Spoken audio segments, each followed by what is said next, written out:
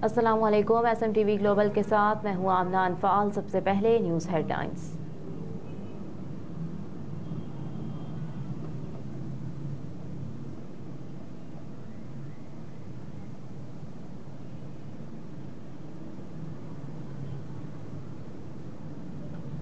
Avenfield अल Azizia references की समाअत। नवाज शरीफ अदालत पेशी के लिए इस्लामाबाद के लिए रवाना। नवाज शरीफ जाती उम्रा लाहौर से इस्लामाबाद रवाना हो गए। वो इस्लामाबाद की अदालत में पेश होंगे, जबकि पार्टी रहनुमाओं और लीगल टीम से भी मुलाकात करेंगे। Chief justice Islamabad high court justice Aamir Farooq और जस्टिस मियां गुल हसन औरंगजेब पर मुश्तमिल डिवीजन बेंच नवाज शरीफ की सजा के खिलाफ अपीलों पर समाअत करेगा। नवाज शरीफ अपनी लीगल टीम के हमरा अदालत में पेश होंगे। दौरान समाअत अमजद परवेज की जानिब से एवनफील्ड रेफरेंस में सजा के खिलाफ दलाइल का आगाज किया जाएगा।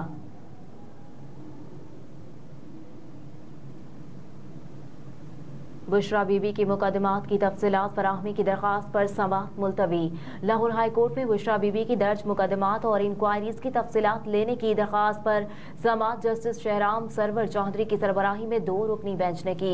अदालत ने बुशरा बीबी के वकील की अदम मौजूदगी के बायस समाअत गैर मुय्यना मुद्दत तक के लिए मुलतवी कर दी। मौक़िफ़ अपनाया गया कि चेयरमैन PTI इमरान खान को वज़ीर आज़म के ओहदे से हटाने के बाद मुकदमात दर्ज किए जा रहे हैं। मेरे खिलाफ दर्ज मुकदमात और ज़ेरे इंक्वायरीज की तफसीलात फराहम नहीं की जा रही। डिफेंस कार हादसा केस मुल्जिम शफकत की अबूरी जमानत में तौसी। लाहौर की इंसदादी दहशतगर्दी अदालत ने डिफेंस के इलाके में कार की टक्कर से 6 अफराद को हलाक करने के केस में नामजद मुल्जिम शफकत की अबूरी जमानत में 4 दिसंबर तक तौसी कर दी। इंसदादी दहशतगर्दी अदालत की जज उभर गुल खान ने केस की समाअत की। मुल्जिम के वकील इरफान हयात बाजा अदालत में पेश हुए, जबकि मुकदमा मुद्दई की जानिब से वकील ने वकालतनामा जमा करवा दिया। मरकजी मुल्जिम अफनान के वालिद मुल्जिम शफकत अबूरी जमानत की मियाद खत्म होने पर अदालत में पेश हुए। दौरान समाअत अदालत ने इस्तफसार किया कि क्या शफकत शामिल तफ्तीश हो गया है, जिस पर तफ्तीशी अफसर DSP फखर ने जवाब दिया कि ये शामिल तफ्तीश हो चुका, अभी CDR निकलवा रहे हैं।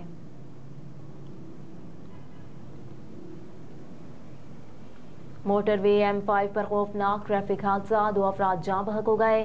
मोटरवे पुलिस ने कहा कि तेज रफ्तार कार टायर ब्रस्ट होने के बायस बाउंड्री से टकरा गई, जिसके नतीजे में 2 अफराद मौके पर दम तोड़ गए, जबकि 2 जख्मी होने वाले हुए हैं। पुलिस ने बताया कि जाँ बहक और जख्मियों का ताल्लुक कराची के इलाके गुलशन इकबाल से है। जाँ बहक और जख्मियों को सिविल अस्पताल मुंतकिल कर दिया गया।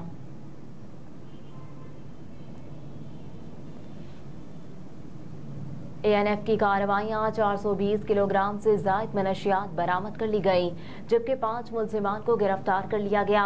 ANF का मनशियात स्मगलिंग के खिलाफ कार्रवाइयों का सिलसिला जारी है।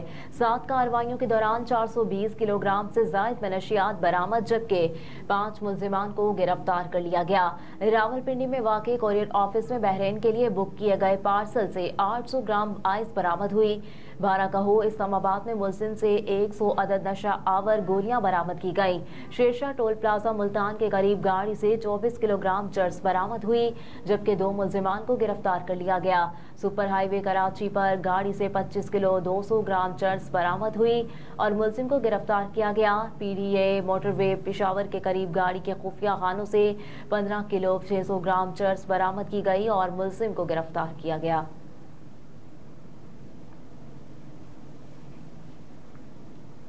आइंदा आम इंतखाबात के लिए 327 इंतखाबी निशानात पर मुश्तमिल फहरिस्त में अकाब, तीर, शेर, बल्ला, तलवार और क्रेन के निशान मौजूद हैं।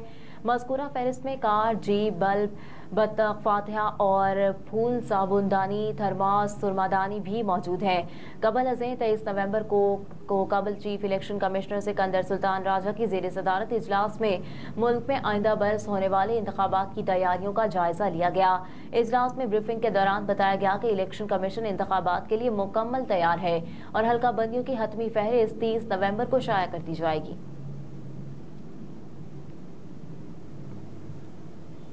हज दरखास्तों की वसूली आज से शुरू होगी। वजारत मजहबी उमूर की जानिब से जारी एलामिये के मुताबिक सरकारी स्कीम के तहत हज दरखास्तों की वसूली आज से 12 दिसंबर तक जारी रहेगी। आइंदा बरस तकरीबन 89,605 पाकिस्तानी सरकारी स्कीम के तहत फरीज़ा हज अदा करेंगे। ख़वातीन पहली बार महरम के बगैर हज अदा कर सकेंगी। एलामिये के मुताबिक मुकर्ररा तादाद से ज़ायद दरखास्तें मौसूल होने की सूरत में कुरानंदाजी की जाएगी।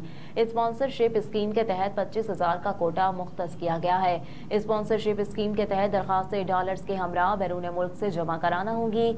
स्पॉन्सरशिप स्कीम के तहत दरखास्त दहिंदिया या उनके अजीजों रिश्तेदार कुरानंदाजी से मुस्तस्ना होंगे। वजारत मजहबी उमूर ने कहा कि हज दरखास्तों के लिए 15 बैंकों की खिदमात हासिल की गई हैं। हज दरखास्तें दिसंबर 2024 तक कारामद शनाख्ती कार्ड पर जमा कराई जा सकती हैं।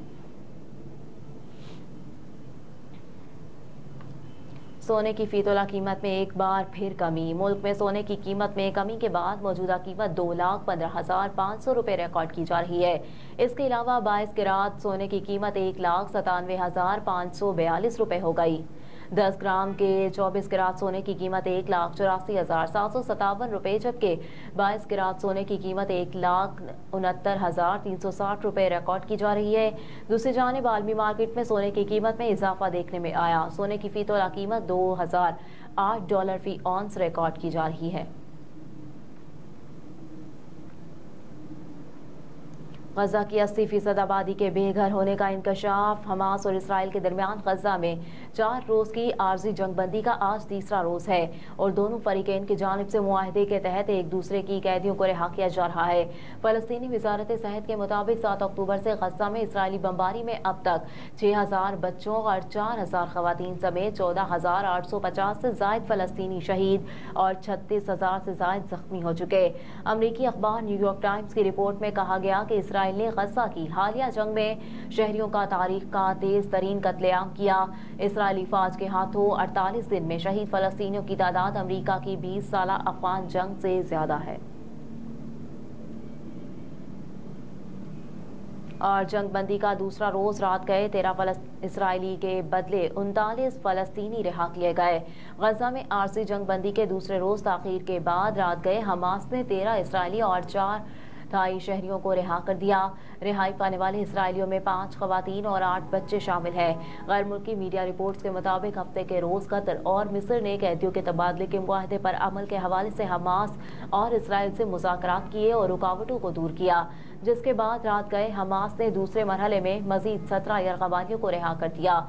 इसराइल की जानिब से भी 39 फलस्तीनी कैदियों को रिहा कर दिया गया, जिनमें 33 बच्चे और 6 खवातीन शामिल हैं। फलस्तीनी कैदी मगरबी किनारे के इलाके बेतोनिया पहुंच गए, जहां उनका पुरतपाक इस्तकबाल किया गया। रिहा होने वाले फलस्तीनियों में 38 साल की इसरा जबाइज भी शामिल है। उन्हें 2015 में गिरफ्तार किया गया था और 11 साल कैद की सजा सुनाई गई थी। हेडलाइंस आप जान चुके। न्यूज़ स्टूडियो से फिलवक्त इतना ही। आप देखते रहिए SM TV ग्लोबल।